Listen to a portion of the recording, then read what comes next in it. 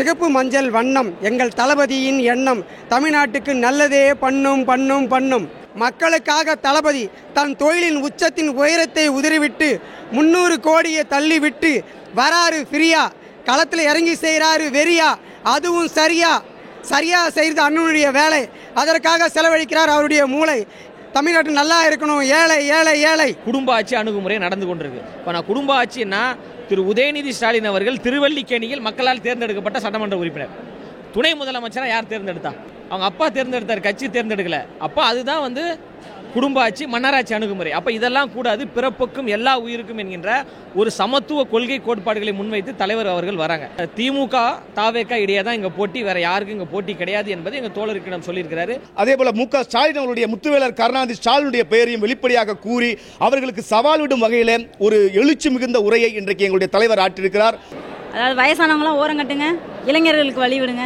எங்கள் அண்ணன் வராங்க வழி விட்டுருங்க, எங்கள் அண்ணன் வராங்க வழி விட்டுருங்க.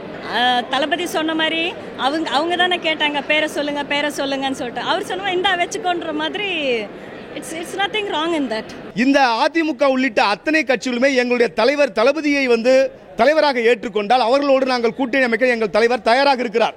வீடு விட மக்களுக்கு என்ன பிரச்சனைகள் இருக்கு, என்ன நல்லது கெட்டது எல்லாத்துலேயும் நாங்கள் ஒரு குடும்பத்தினுடைய உறுப்பினராக பங்கேற்று நாங்கள் கழக பணியை செய்ய உண்மையாக தொண்டாற்றுவோம். இப்போ நாங்கள் தான் திமுகவுக்கு ஃபுல் எதிரியாக இருக்கோம். நாங்கள் தான் அவங்களுக்கு டஃப் கொடுப்போம். கையாளாகாத அரசை எதிர்த்து கேள்வி கேட்கிற தரமான ஒரு தலைவராக எங்கள் தலைவர் மட்டும்தான் இருக்கார். இந்த மன்னராட்சி ஒழிப்பதற்காக, மக்களாட்சியை நிறுவுவதற்காக ஜனநாயக சக்திகளாக விளங்கக்கூடிய, தோழமை சக்திகளாக விளங்கக்கூடிய அனைத்து கட்சிகளுமே தமிழக வெற்றிக் கழகத்தினுடைய தலைமையில் கூட்டணிக்கு வருவார்கள். பெண்களுக்கு குரல் கொடுக்கறதுக்கு யாருமே கிடையாது. பெண்களுக்கு எல்லாமே தெரியும்.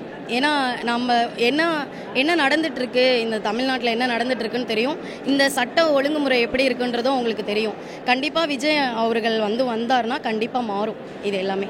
எல்லோரும் தளபதி மேலே விமர்சனம் வைப்பாங்க. இந்த மாதிரி ஒர்க் ஃப்ரம் ஹோம் பாலிடிக்ஸ் தான் பண்ணுறாரு. ஆனால் அதெல்லாம் உண்மையே கிடையாது.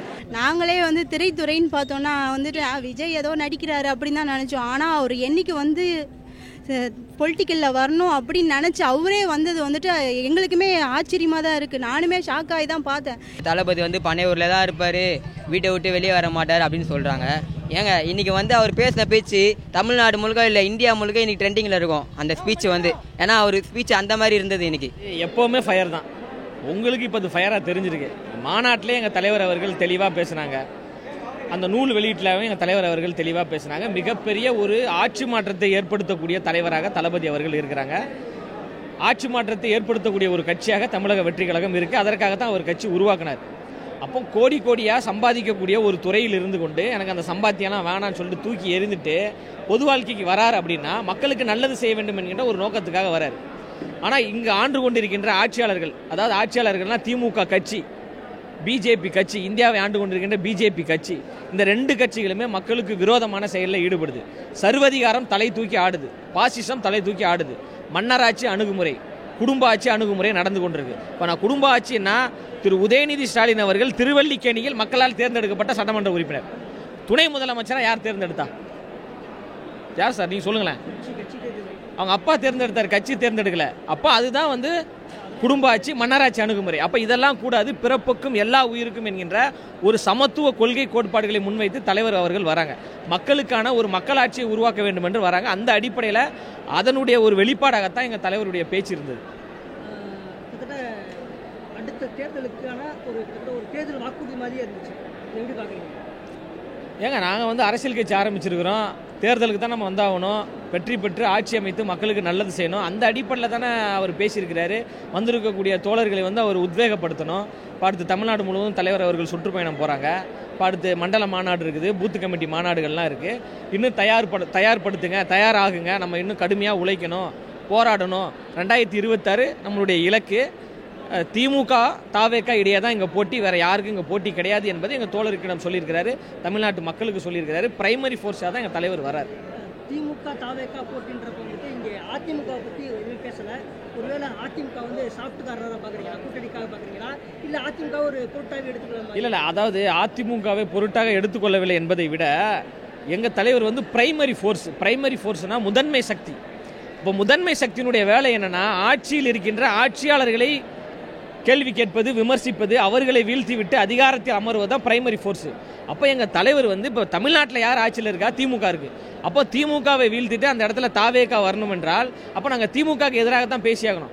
10 ஆண்டுகளாக அதிமுக மக்கள் விரோத செயலில் ஈடுபட்டதால் தான் 2021 அவங்களால ஆட்சிக்கு வர முடியல. அப்போது தமிழ்நாட்டு மக்கள் அதற்கான முடிவை கொடுப்பாங்க. இப்போ 2026 தளபதி அவர்கள், அதாவது எங்கள் தளபதியை சொல்கிறேன், நீங்கள் அந்த தளபதி நினச்சிட போகிறீங்க.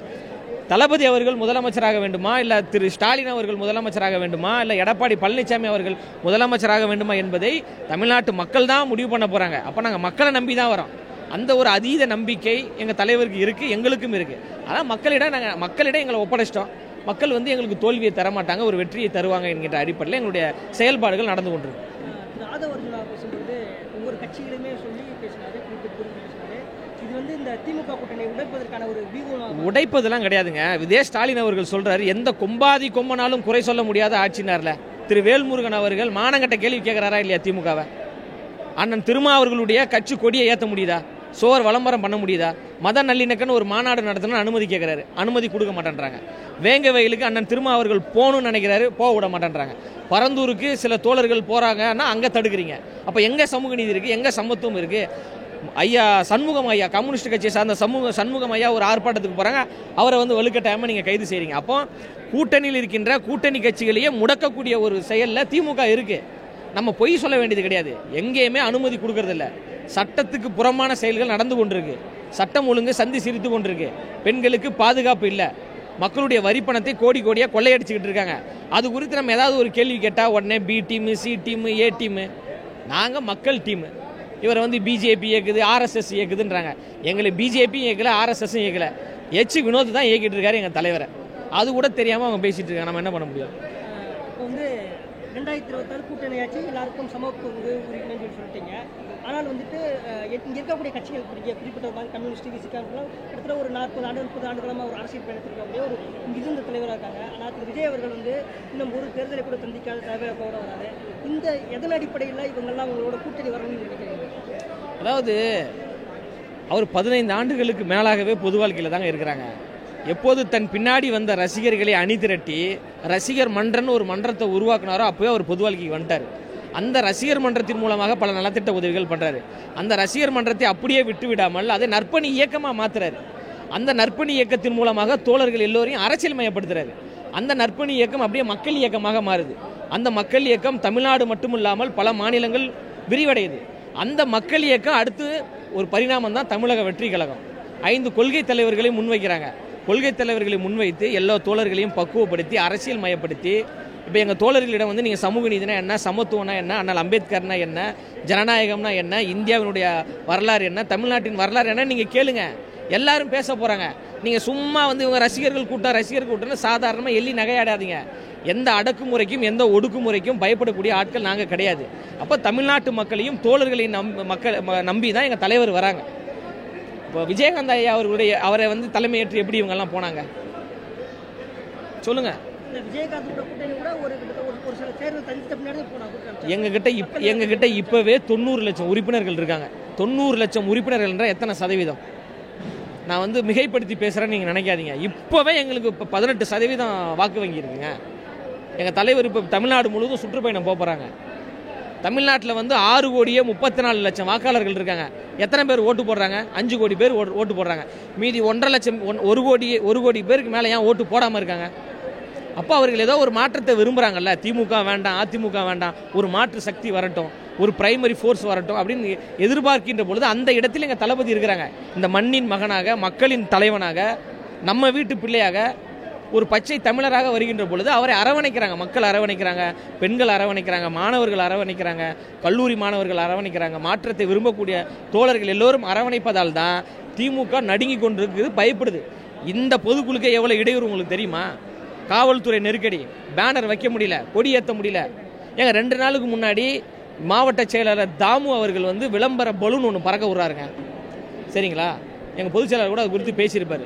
அந்த பலூனை பறக்க விடுகின்ற பொழுது ஒரு கான்வாய் போகுது. அந்த காருக்குள்ளே யார் இருக்காருன்னு பார்த்தீங்கன்னா சின்னவர் மன்னவர், யார்? துணை முதலமைச்சர் திரு உதயநிதி ஸ்டாலின் அவர்கள் இருக்கார். அவர் கண் பார்வையில் அந்த பலூன் படுகின்ற பொழுது எங்கள் தலைவருடைய ஸ்டில்லு வெற்றி நிச்சயம்னு அந்த ஒரு ஸ்டில் இருந்த உடனே உதயநிதி ஸ்டாலின் போன ஒரு 10வது நிமிஷத்தில் இன்ஸ்பெக்டர் வந்து அந்த விளம்பர பலூனை வந்து பிடிக்கிட்டு போகிறார். நான் என்ன சொல்கிறேன்னா, உதயநிதி ஸ்டாலின் அவர்களுக்கு பலூன் பிடிக்கும் அப்படின்னா அவங்க அப்பாட்ட சொல்லி ஒரு பலூனை வாங்க வேண்டியதானே.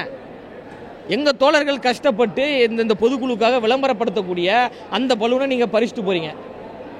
எந்த இன்ஸ்பெக்டரை வச்சு பலூனை நீங்கள் பறிச்சுட்டு போனீங்களோ அதே இன்ஸ்பெக்டர் மூலயமா அந்த பலூனை கொடுத்து விடுங்க. ஏன்னா அந்த பலூனில் வந்து எங்கள் தலைவருடைய ஃபோட்டோ இருக்குன்னு எங்கள் பொதுச்செயலர் சொன்னார்ல, அது வந்து உண்மையாக நடந்த சம்பவங்க. இந்த நிமிடம் வரைக்கும் அவ்வளோ நெருக்கடி நீங்கள் கொடுக்குறீங்க. அப்போ நாங்கள் ஒரு சாதாரண கட்சி தானே, எல்லாம் சின்ன பசங்க தானே, எங்களுக்கு அரசியல் அனுபவம் கிடையாதுல்ல, மக்கள் செல்வாக்கு இல்லைன்றீங்களே, அப்புறம் எதுக்கு எங்களை அடக்கணும் ஒடுக்கணும் ஏன் பண்ணுறீங்க? எங்களை அப்படியே விடுங்க.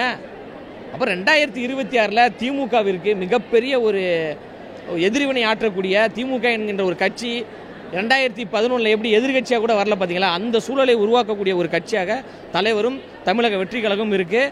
இன்னும் 2 மாதத்தில் களம் மாற போகிறது. தலைவர் சுற்றுப்பயணம் போன பிறகு காட்சிகளும் மாறும், ஆட்சிகளும் மாறும். தொடர்ந்து ஊடகங்களை வந்துட்டு வேங்கை வேலைக்கு சொல்ல போகிறாங்க விஜய் தள்ளி போயிட்டே இருக்கு. என்ன காரணம்? எப்போ ஏங்க எல்லா இடத்திற்கும் எங்கள் தலைவர் அவர்கள் செல்வதற்கு தயாராக இருக்கிறாருங்க.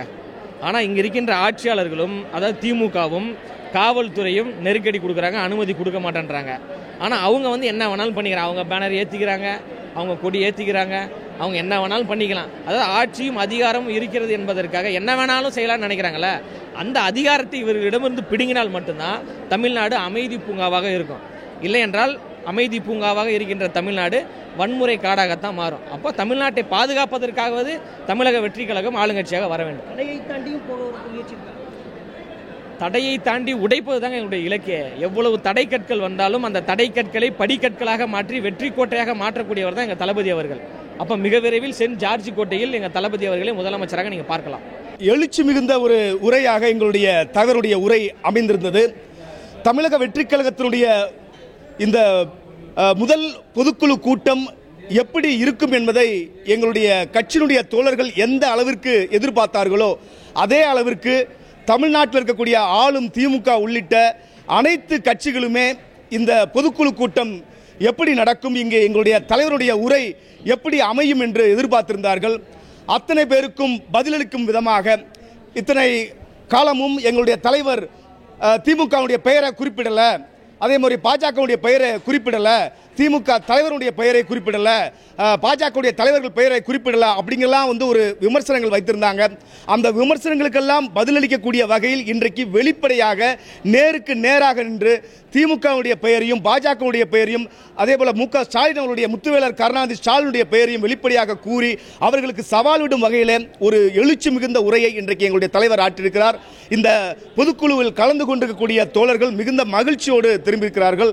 இந்த கூட்டத்தை வெளியிலிருந்து பார்த்து கொண்டிருக்கக்கூடிய லட்சக்கணக்கான கழக தோழர்களும் இந்த பொதுக்குழுவினுடைய அந்த தலைவருடைய உரையையும் ஏனைய நிர்வாகிகளுடைய உரையையும் கேட்டு கண்டு அடுத்த கட்டமாக களத்திலே நாம் செயல்படுவோம். 2026 தமிழக வெற்றி கழகத்தை மிகப்பெரிய அளவில் ஒரு தனி பெரும்பான்மை கூடிய அளவில் வெற்றி பெற்று எங்களுடைய வெற்றி தலைவரை முதலமைச்சராக்குவோம் என்கின்ற அந்த எண்ணத்தோடு நாங்கள் இருப்பதை இங்கே உணர முடிகிறது, காண முடிகிறது.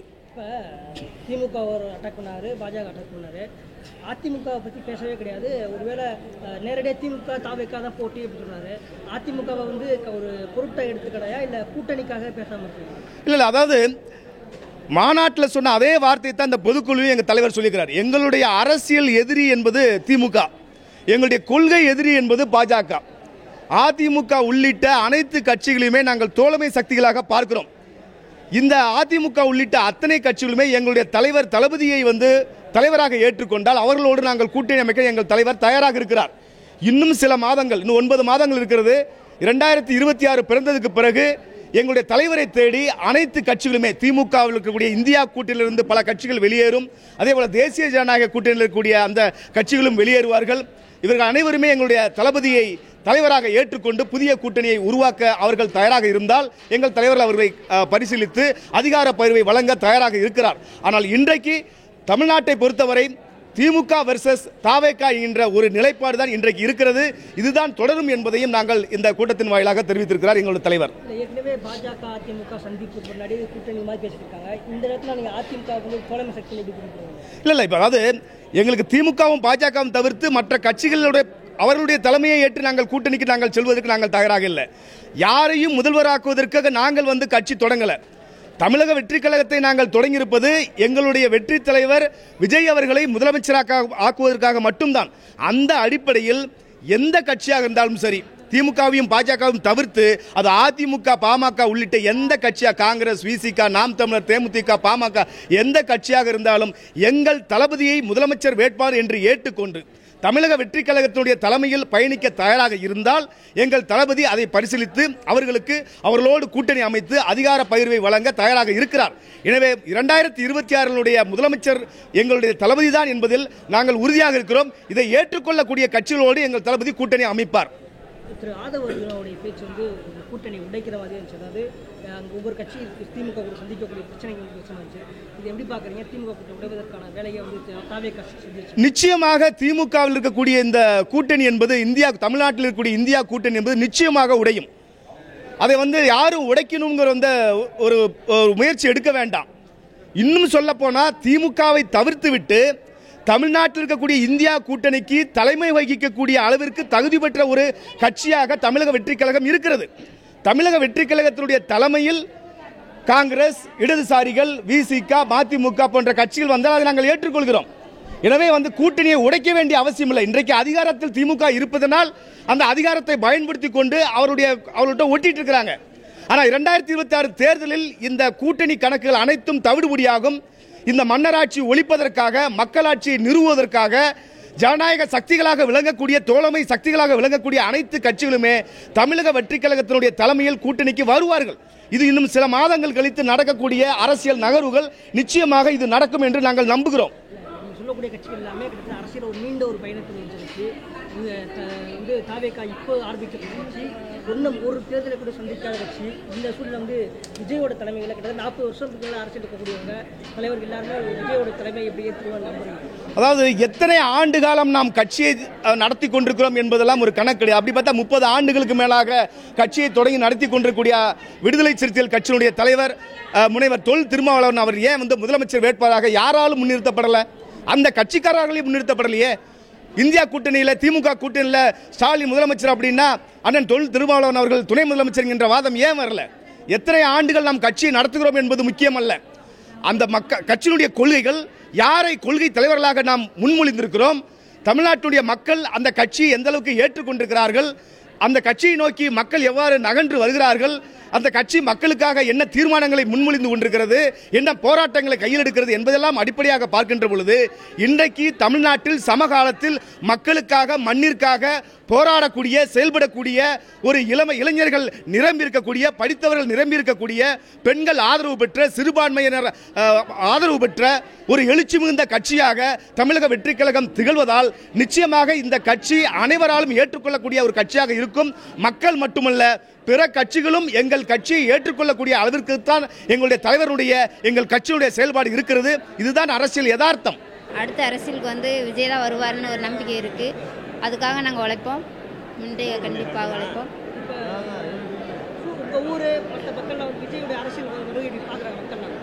நல்லா இருக்கு, எல்லாமே நல்லா பண்ணியிருக்காரு, எல்லாமே நல்லா போய்கிட்டு இருக்கு. கண்டிப்பாக தலைவர் தான் வருவார்னு ஒரு நம்பிக்கை இருக்கு. முக்கிய பாதுகாப்பு விஜய்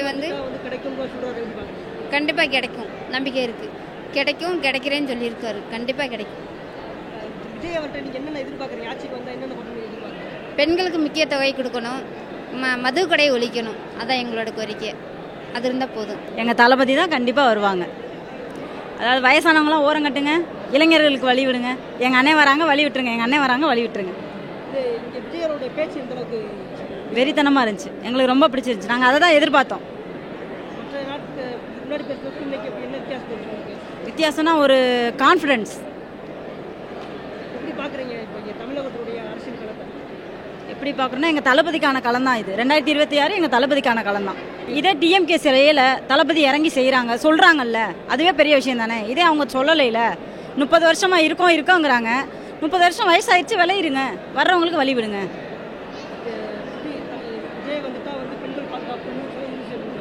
ஆமாம், கண்டிப்பாக நடக்கும். தளபதி சொல்கிறத தான் செய்வாங்க, செய்கிறத தான் சொல்லுவாங்க.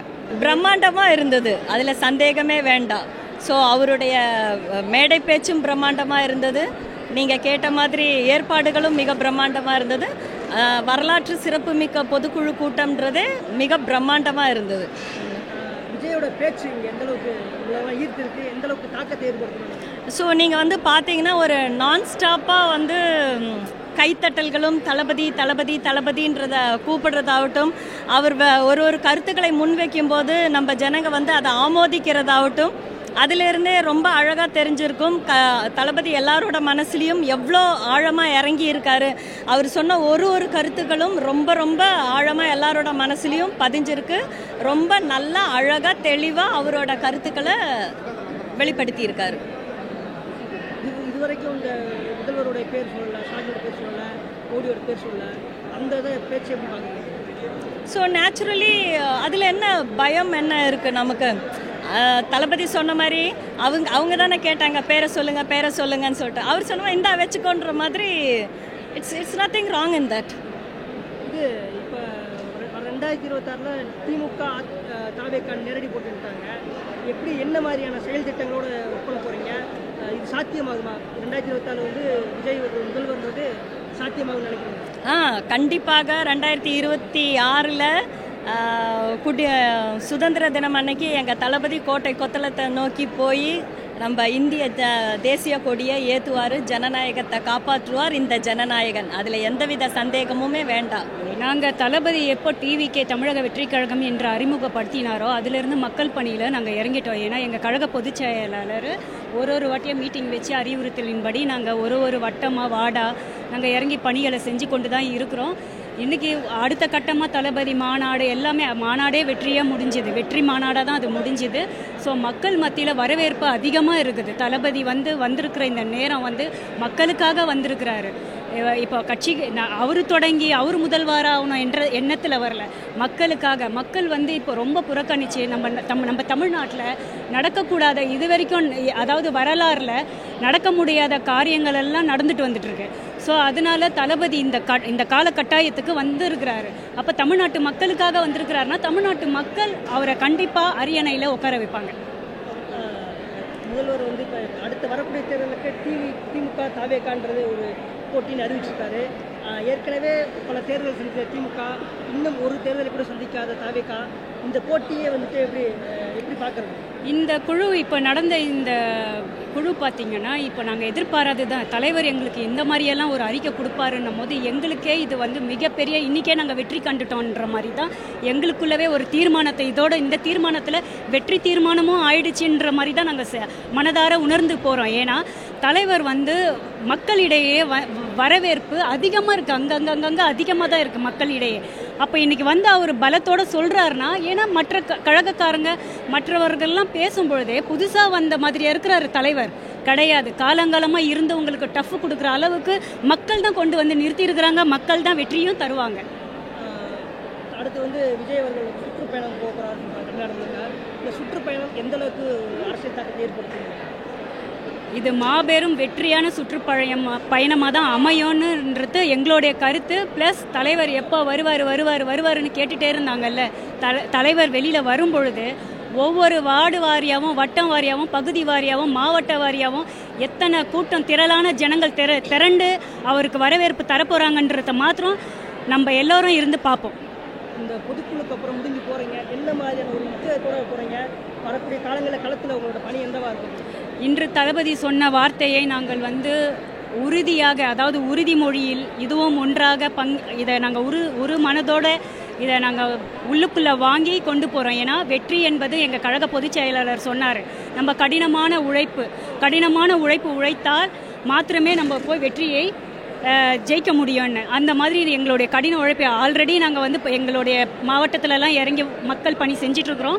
இப்போ இனி தலைவர் சொன்னதுனால வீடு வீடாக போய் சந்திக்க சொல்லியிருக்கிறார். ஸோ வீடு வீடாக மக்களுக்கு என்ன பிரச்சனைகள் இருக்குது, என்ன நல்லது கெட்டது எல்லாத்துலேயும் நாங்கள் ஒரு குடும்பத்தினுடைய உறுப்பினராக பங்கேற்று நாங்கள் கழக பணியை செய்ய உண்மையாக தொண்டாற்றுவோம். சிகப்பு மஞ்சள் வண்ணம் எங்கள் தளபதியின் எண்ணம், தமிழ்நாட்டுக்கு நல்லதே பண்ணும். அம்பேத்கர் கொள்கையை மதிப்போம், தமிழகத்தில் தமிழக வெற்றி கழகத்தின் முத்திரையை பதிப்பும் நேரம் கொஞ்சம் தூரம்.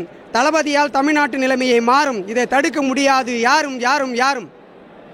குரல் என்றால் பேச்சு, தமிழ்நாடு என்றால் தளபதியின் மூச்சு, அதற்கு மாநாடே சாட்சி. 2024 தமிழக வெற்றிக் கழகம் அமைக்கப் போவது ஆட்சி ஆட்சி ஆட்சி. மக்களுக்காக தளபதி தன் தொழிலின் உச்சத்தின் உயரத்தை உதறிவிட்டு 300 கோடியை தள்ளிவிட்டு வராரு ஃப்ரீயா, களத்தில் இறங்கி செய்கிறாரு வெறியா. அதுவும் சரியா செய்கிறது அண்ணனுடைய வேலை. அதற்காக செலவழிக்கிறார் அவருடைய மூளை. தமிழ்நாட்டு நல்லா இருக்கணும், ஏழை ஏழை ஏழை. தளபதியை பற்றி எதிரி பேசுவாங்க கத்தி, நாங்கள் யாருன்னு காட்டும் அவரை பற்றி. இறைவன் இருக்கிறான் எங்கள் பின்னாடி சுற்றி. கிரிவலம் என்றால் ஈசன், தளபதி என்றால் பேஷன். தமிழக வெற்றி கழகம் தான் இன்றைக்கு சீசன். எங்கள் தளபதி எங்களுக்கு ஒரு பூஸ்ட் மாதிரி அவருடைய ஸ்பீச் இருந்தது. நல்லா பேசினார். பெண்களுக்கு காவலை பற்றி பேசியிருக்காரு, இந்த அரசை பற்றி பேசியிருக்காரு. எல்லாமே எங்களுக்கு பூஸ்ட் மாதிரியே கொடுத்துருக்காரு. அதனால் நாங்கள் நல்லா பணி செய்ய, நல்லா செயல்படுறதுக்கு உறுதுணையாக எங்களுக்கு அவரோட பேச்சு இருந்தது. அதெல்லாம் நாங்களும் உறுதுணையாக செயல்பட்டுக்கிட்டு நாங்கள் எல்லாமே இருப்போம்.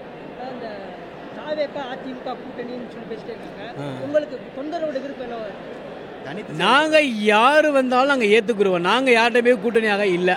யார் வந்தாலும் நாங்கள் ஏற்கனவே சொல்லியிருக்கோம். நாங்கள் தான் முதலமைச்சர். எங்களுக்கு யார் வந்தாலும் அவங்கள நட்போடு ஏற்றுக்குருவோம். அவங்களுக்கு எங்களோட ஆட்சியிலேருந்து பங்கும் கொடுப்போம் அப்படின்னு ஏற்கனவே தலைவர் சொல்லியிருக்காரு. அதே போல் நடப்போம். இப்போ அதிகமா வந்தால் அவங்களுக்கு நாங்கள் பொறுப்புகள் கொடுப்போம். ஆமாம், இப்போ அது ஆண்ட கட்சி தான். ஆனால் இன்னைக்கு அது அப்படி இல்லையே, சிதறி போய் கிடக்கல. அப்படின்னும் போது இன்னைக்கு நாங்களாம் திமுகவா அப்படிங்கிறது தானே இப்போதைக்கு இருக்குது. அப்போ நாங்கள் அந்தளவுக்கு முன்னேறி நிற்கிறோமே. அப்படின்னும் போது இப்போ திமுகவா நாங்களா அதிகமாக பேசிக்கிட்டு இருக்கோம். இன்னொன்று திமுக எங்களை பற்றி அதிகமாக பேசுகிறாங்க. அப்படின்னு போகும்போது ஒரு வளர்ந்த கட்சி, ஒரு ஆளுற கட்சி எங்களை பற்றி அவங்க பேசுகிறாங்க அப்படின்னா நாங்கள் அவங்கள விட வளர்ந்துட்டோங்கிறது தான் அர்த்தம். அதனால தான் அவங்க அந்த பயத்தினால தான் அவங்க எங்களை தரகுறவாக பேசுகிறாங்க. நான் எங்களையும் அவங்க வேறு மாதிரி விமர்சிக்கிறாங்க. அதே போல் நம்ம ஒன்றிய அரசும் அதே போல் தான் எங்களை ஒரு குற்றம் சாட்டுது. ஒன்றிய அரசும் எங்களை திமுகவோட சேர்ந்து கொண்டு எங்களை தான் அவங்களும் தாக்குறாங்க. அதனால் நாங்கள் அவங்களுக்கும் பதிலடி கொடுக்க தயாராக இருக்கோம், தயாராகிட்டோம். நன்றி, வணக்கம். திமுகன்றது வந்துட்டு கிட்டத்தட்ட ஒரு 50-60 வருஷத்துக்கு மேலே ஆட்சி நடக்கக்கூடிய கட்சி, தேர்தல் சந்திச்ச கட்சி. ஆனால் தாவேக்கா இப்போதான் ஆரம்பிச்ச கட்சி முதல் முறை தேர்தல் சந்திக்குது. நீங்கள் எப்படி அவங்க ஒரு போட்டி போடுவீங்க? அவங்க களத்தில் வந்து ஏற்கனவே நிறைய பார்த்தவங்க, நீங்கள் எல்லாம் புதுமுகமாக இருக்கீங்க, எப்படி எல்லாம்? அதாவது அரசியலுக்கு நாங்கள் புதுமுகம் அல்ல. நாங்கள் ஆரம்ப காலத்திலிருந்து நற்பணி மன்றத்திலிருந்து இயக்கத்திலிருந்து நாங்கள் செயல்பட்டு வந்துக்கிட்டு இருக்கோம். அதாவது மக்களை விட, இப்போ திமுக அரசை விட மக்களை நேரடியாக நாங்கள் சந்திக்கிறவங்க அது நாங்களாக தான் இருக்கோம். மக்களை நாங்கள் நேரடியாக சந்திக்கிறோம். மக்களுக்கு உதவி செஞ்சுக்கிட்டு இருக்கோம். மக்கள்கிட்ட காசை பறிக்கிறதோ இல்லை மக்களுக்கு ஒரு சேவை செய்கின்ற ஒரு மனப்பானையில் அவங்களோட காசை பறித்து கொள்ளையடிக்க நாங்கள் இல்லை. இது வரைக்கும் நீங்கள் பழசுன்னு தட்டி பாருங்கள். நாங்கள் எங்கள் தலைவர் எதுனா செய்யலை, எல்லாமே செஞ்சுருக்காரு. ஒரு ஆர்ப்பாட்டமாக தமிழ் ஈழத்துக்கு ஒரு பிரச்சனையாக ஆர்ப்பாட்டம் நடத்தியிருக்கோம்.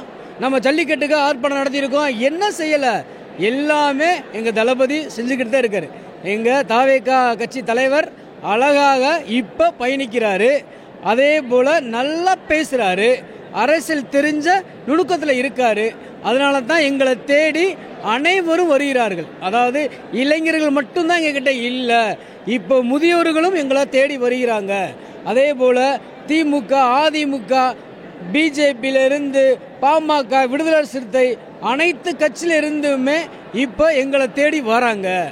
நாங்கள் ஏன் அதை சொல்கிறேன்னா, களத்தில் போராடி கொண்டு நாங்கள் தான் போய் இருக்கிறதுனால அந்த மக்கள் எல்லா பேருமே எங்கிட்ட தான் வராங்க. முதல் கம்யூனிஸ்ட்டை நீங்கள் பார்த்துருப்பீங்க, கம்யூனிஸ்ட் கொடியை பிடிச்சாங்க இருப்பாங்க. இப்போ அந்த கம்யூனிஸ்ட்டு எங்ககிட்ட தான் வராங்க. ஏதாவது ஒரு குறைகளை எங்ககிட்ட தான் சொல்கிறாங்க. ஆனால் கம்யூனிஸ்ட்டு கூட்டணி கட்சியில் இருந்தாலுமே அதிருப்தியில் இருக்குது. அதனால் இப்போ நாங்கள் தான் திமுகவுக்கு ஃபுல் எதிரியாக இருக்கோம். நாங்கள் தான் அவங்களுக்கு டஃப்பு கொடுப்போம். அதனால் தலைவரும் சொல்லிட்டாரு, மக்கள் எங்களை தான் நேசிக்கிறாங்க. அதனால நாங்கள் அவங்களோட போட்டி போட நாங்கள் தகுதியான ஆட்கள் என்று நான் உறுதி கூறுகிறேன். ஆண்டு கொண்டு இருக்க இந்த கையாளாகாத அரசை எதிர்த்து கேள்வி கேட்கிற தரமான ஒரு தலைவராக எங்கள் தலைவர் மட்டும்தான் இருக்கார். மற்ற தலைவர்களை விட எங்கள் தலைவர் ஒரு சொல் சொன்னால் போதும் அதில் 1000 அர்த்தங்கள் இருக்கிற மாதிரி அவ்வளோ கம்பீரமாகவும் அவ்வளோ தெளிவாகவும் இன்றைக்கி பேசிட்டார். இதுக்கப்புறம் எங்களுக்கு பூஸ்ட் கொடுக்குற மாதிரி பயங்கரமாக சொல்லிட்டாரு. இதுக்கப்புறம் நாங்கள் என்ன சொல்கிறோன்னே தெரியல.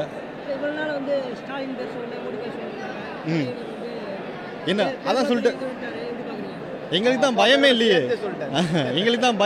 எங்கள் தலைவரே சொல்லிட்டாரு, யாருக்காண்டா அஞ்சுறதும் நாங்கள் கிடையாது, யாருக்காண்டி பயப்படுறதும் கிடையாது.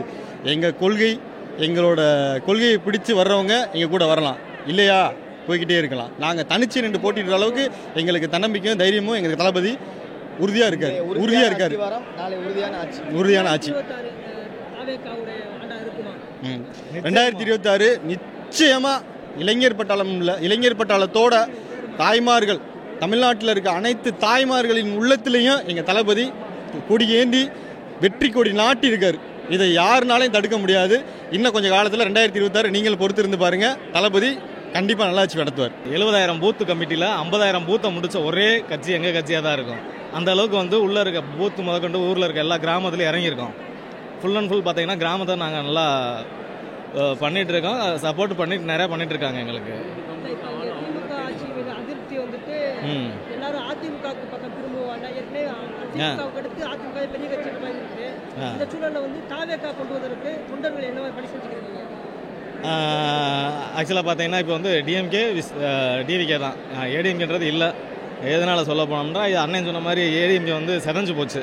அது ஒரு கட்சி ஒரு வளர்ச்சி பாதையை நோக்கி போகல, அது அழிவை நோக்கி தான் போகுது.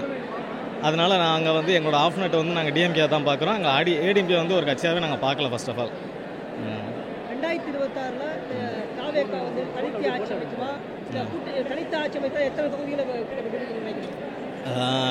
தனித்து ஆட்சி அப்படின்னா ஒரு மெஜாரிட்டியாக பிடிச்சி ஜெயிக்கும்.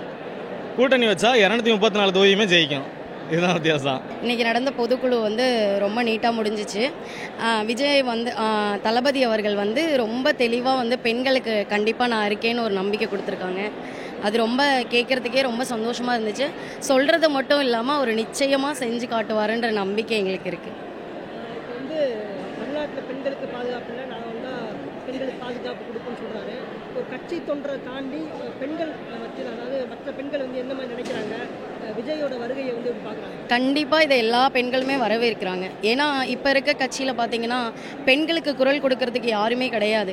பெண்களுக்கு எல்லாமே தெரியும். ஏன்னா நம்ம என்ன நடந்துட்டுருக்கு, இந்த தமிழ்நாட்டில் என்ன நடந்துட்டுருக்குன்னு தெரியும். இந்த சட்ட ஒழுங்குமுறை எப்படி இருக்குன்றதும் உங்களுக்கு தெரியும். கண்டிப்பாக விஜய் அவர்கள் வந்தார்னா கண்டிப்பாக மாறும் இது எல்லாமே. 2024 தேர்தல் திமுக தாவேகான்னு சொல்கிறாங்க. இப்போ நீங்கள் இருக்கக்கூடிய பகுதிகளில் எந்த மாதிரி இருக்குது?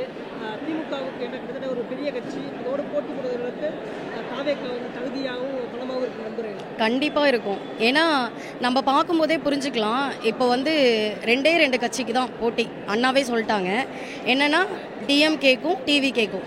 கண்டிப்பாக டிவிகே வரும், கண்டிப்பாக வரும். அதான் மிகப்பெரிய கட்சி, பல தேர்தல் பார்த்த கட்சி. தாவேகா முதல் தேர்தலை பார்க்க போகுது. எப்படி இந்த அளவு பலமாக இருக்கு நம்புறீங்க நீங்கள்? ஓவர் நம்பிக்கை, ஓவர் கான்ஃபிடன்ஸ். ஏன்னா மக்களுக்கு அந்த அளவுக்கு நல்லது போய் சேரும். ஏன்னா இப்போ இருக்க ஆட்சியில் நல்லதுன்றது சொல்கிறாங்களே தவிர செய்யலை. ஆனால் எங்கள் தளபதி அவர்கள் கண்டிப்பாக செய்வார், செஞ்சு காட்டுவார். இன்றைக்கி எங்களோட கட்சியோட முதல் பொதுக்குழு கூட்டம் நடந்தது. ரொம்ப சந்தோஷமாக இருக்குது. கடந்த இந்த 1 வருஷம் காலமாக 1 வருஷம் 2 மாதம் ஆச்சு கட்சி ஆரம்பித்து. ரொம்ப அருமையாக போயிட்டுருக்கு. உங்கள் எல்லாருக்குமே தெரியும், தளபதி அரசியலில் இறங்கினதுக்கப்புறம் அதிகப்படியாக பேசப்பட்ட அரசியல் தலைவரில் தளபதி தான் ஃபஸ்ட்டு. எல்லா அரசியல் தலைவர்களும் அவரை தான் விமர்சனமாக பேசுகிறாங்க, பேசாத நாட்களே இல்லை. அப்படிப்பட்ட சூழ்நிலையில் இன்றைக்கி ஒரு பொதுக்குழு கூட்டம் நடந்திருக்கு. உண்மையிலே எடுத்த தீர்மானங்கள், பேசின விஷயங்கள்லாம் ரொம்ப சந்தோஷமாக இருந்தது. இதனால் வரையிலும் ஓப்பனாக பேசாமல் இருந்தார். ஆனால் இன்றைக்கி பார்த்திங்கன்னா டிஎம்கே வர்சஸ் டிவிகேன்னு ரொம்ப ஆணித்தரமாக சொல்லிட்டாரு. அவர் பேசின விதம் எங்களுக்கு ரொம்ப பிடிச்சிருந்தது. எங்களுக்கு இன்னும் புத்துணர்ச்சி விட்டுற மாதிரி இருந்தது. இந்த ஆட்சி எப்படி நடந்துக்கிட்டு இருக்குன்னு உங்கள் எல்லாருக்குமே தெரியும். சரியான முறையில் இந்த ஆட்சி நடக்கலை. நம்ம ஒரு ஆட்சி மாற்றத்துக்காக இந்த ஆட்சிக்காக ஓட்டு போட்டுன்றது தளபதியே சொன்னார். ஆனால் பெண்கள் பாதுகாப்புலேருந்து அடிப்படை தேவைகள்லேருந்து எந்த ஒரு விஷயமுமே எதுக்குமே நடக்கலை. ஆனால் அதெல்லாமே நான் மாற்றணும் அப்படின்றதுக்காக தான் அரசியலுக்கு வரேன்னு வெளிப்படையாக சொல்லிட்டு வந்த ஒரே தலைவர் எங்களோட தளபதி தான். எல்லோரும் தளபதி மேலே விமர்சனம் வைப்பாங்க. இந்த மாதிரி ஒர்க் ஃப்ரம் ஹோம் பாலிடிக்ஸ் தான் பண்ணுறாரு. ஆனால் அதெல்லாம் உண்மையே கிடையாது. ஏன்னா தங்கை அனிதா இறந்துட்டாங்க. அவங்களோட இறந்த உடனே அவங்களோட வீட்டுக்கு போய் அவங்களோட வீட்டில் பார்த்தாரு. அப்புறம் பார்த்தீங்கன்னாக்கா கள்ளக்குறிச்சியில் அந்த சாராயம் குடித்து இறந்தாங்க. அவங்களோட காரியத்துக்கு உடனடியே இமீடியட்டாக அந்த ஹாஸ்பிட்டலில் போய் பார்த்தாங்க. அது அடுத்து துப்பாக்கி சூடு நடந்தது. இதில் பார்த்தீங்கன்னா தூத்துக்குடியில் துப்பாக்கி சூடு நடந்தது. அதுக்கும் இமீடியட்டாக போய் பார்த்தாரு. இதெல்லாம் பொது வழியில் போய் பார்க்காம எப்படி நடக்கும்? ஸோ அது மேலே அந்த மாதிரியான குற்றச்சாட்டுகள் வந்து ரொம்ப பொய்யான குற்றச்சாட்டு. அதே மாதிரி விமர்சனங்கள் வைக்கலாம். தரம் தாழ்ந்து சில அரசியல்வாதிகள் வந்து தளபதி மேலே வந்து விமர்சனம் வைக்கிறாங்க. அது ரொம்ப தவறான விஷயம். அவரு கூட பிரச்சார வாகனத்தில் அண்ணாமலை அவர்கள் வந்து ஏறிட்டு போயிட்டு ஹாய் யூயின் டான்ஸ் ஆனது எல்லாம் இந்த நாடே பார்த்துச்சு. அன்றைக்கி வந்து அவருக்கு யாரும் அந்த மாதிரி கலைக்கூத்தாடி அந்த மாதிரி பண்ணுறாங்கன்றது தெரியலையா? ஸோ வைக்கலாம் விமர்சனங்கள், அதாவது நாவடக்கத்தோடு வைக்கிற விமர்சனங்கள் வரவேற்கப்படும். இல்லை அப்படின்னா நாங்களும் பேசக்கூடிய சூழ்நிலைக்கு தள்ளப்படுவோன்றதை இந்த நேரத்தில் தெரிவிச்சுக்கிறேன். இந்த நேரத்தில் இன்னொன்று தெரிவிச்சுக்கிறேன். உலக வரலாற்றை எப்படி பார்ப்பாங்க அப்படின்னாக்கா கிமு கிபின்னு ரெண்டாக பிரிப்பாங்க. கிறிஸ்து பிறப்பதற்கு முன், கிறிஸ்து பிறப்பதற்கு பின்னுன்னு பிரிப்பாங்க. இனிமேல் தமிழக அரசியலை வந்து தளபதி விஜய் அவர்கள் வருவதற்கு முன், தளபதி விஜய் அவர்கள் வருவதற்கு பின்னு கண்டிப்பாக இனிமேல் அப்படி தான் பேசப்படும். வருங்காலம் 2026 நோக்கி நாங்கள் பயணிச்சுக்கிட்டு இருக்கோம். வெற்றியோடு திரும்புவோம். தமிழக முதல்வராக எங்களோட தளபதி அவர்கள் கண்டிப்பாக வருவாங்க. பெண்ணா நான் மட்டும் இல்லை, இந்த தமிழ்நாட்டு மக்கள் இல்லை, உலக மக்கள் எல்லாருமே இவர் வரணும், இவர் ஆசை, இவர் வந்து மக்களுக்கு எல்லாம் செய்யணும் அப்படின்னு தான் நினைக்கிறாங்க. பெண்கள் வந்து இவர் பொதுவாக பார்த்தீங்கன்னா தலைவர்ன்ற மாதிரி இல்லாமல் ஒரு வீட்டில் அண்ணன் தம்பி எப்படி இருக்காங்களோ, ஒரு நம்ம வீட்டு பொண்ணு வெளியே போனால் என்ன ஆகுமோ அது மாதிரி தான் நினச்சி வந்து அவர் பெண்களை பார்க்குறாரு. அதனால் பெண்கள் நினைக்காம நம்ம வீட்டு அண்ணன் தங்கச்சி அம்மா அப்பா அது மாதிரி நினச்சி தான் அவர் சொல்கிறாரு. அதனால் பெண்களுக்கு வந்து முழு பாதுகாப்பு. தலைவர் இல்லாமல் நம்ம இந்திய மக்கள், தமிழ்நாட்டு மக்கள் இது எல்லாருமே வந்துட்டு அவங்க தங்கச்சி அக்கா அது மாதிரி பார்க்குற அளவுக்கு நம்ம தலைவர் வந்து கொண்டு வந்துடுவார் இந்த தேர்தலுக்கு அப்புறம்.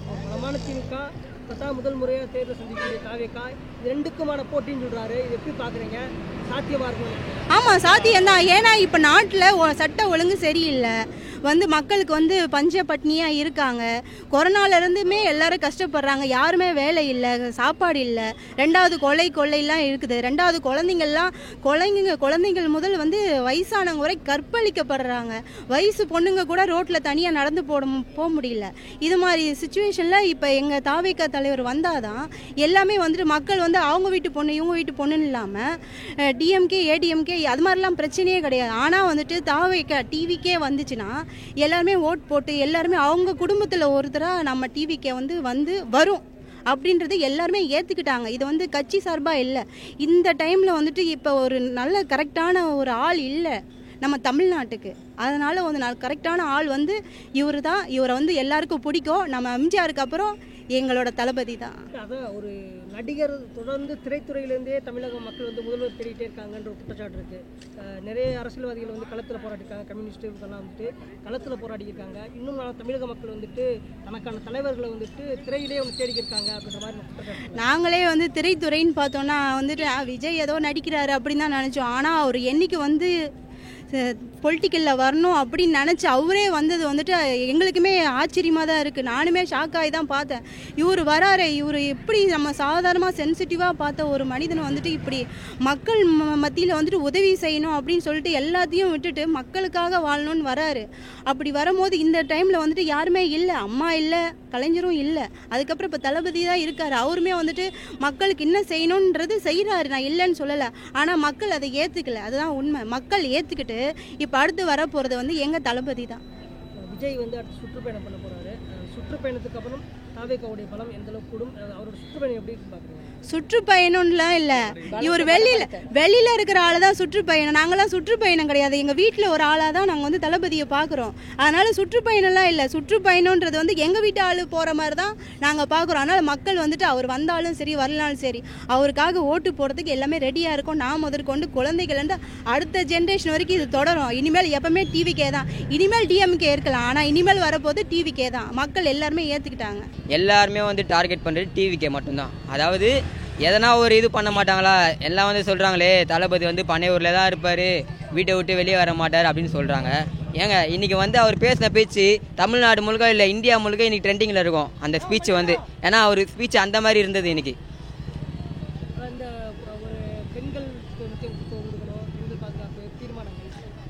ஆமாம், இன்றைக்கி ஒருத்தன் வந்து அழகாக ஒரு பொண்ணை போய் ரேப் பண்ணிட்டு போகிறான் ரோட்டில், அவனை போய் எதுவுமே பண்ண மாட்டுறாங்க. அதாவது பெண்களுக்கு பாதுகாப்பே இல்லை இந்த ஊரில். அதுக்காக பெண்களுக்கு தான் முக்கியத்துவம். 2026 வந்துட்டு தாவேகா வந்து ஆட்சி எப்படி பார்க்குறீங்க? அது கண்டிப்பாக வந்து தமிழக வெற்றி கழகம் தான் 2026 அண்ணன் தளபதி தான் முதலமைச்சர். அது எந்த மாற்றமும் கிடையாது.